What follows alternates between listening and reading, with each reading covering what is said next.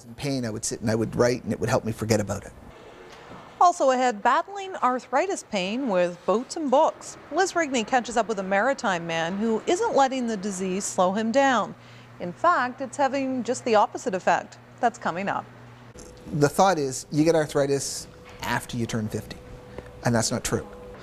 Liz Rigney chats with a maritimer who's using distraction as a way to battle the symptoms of this often debilitating disease. That's next. Come on back.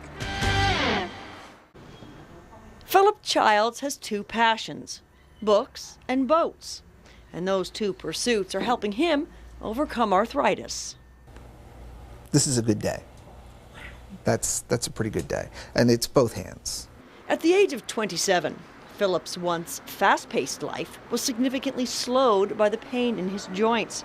2 years later, he was diagnosed with psoriatic arthritis. I ran through pills and regimens and treatments, and I wasn't responding to anything. Philip eventually had to give up his job. That was the beginning of a journey into depression that forced him to make some changes.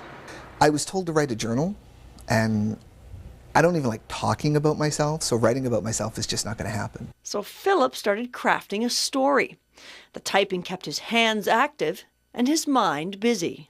That helped get me through the days. That was when I was in pain, I would sit and I would write, and it would help me forget about it. After 5 years, Philip had a book. It's a young guy who's trying to become a competition shooter.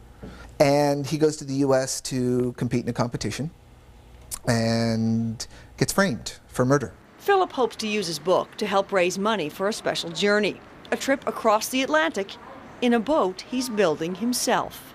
This summer is roll it over, do the deck. I have to put it in the water and balance it and find out where the drop keel's got to go. So that's actually, I'm looking forward to that. Philip plans to sail by himself from Nova Scotia to Scotland.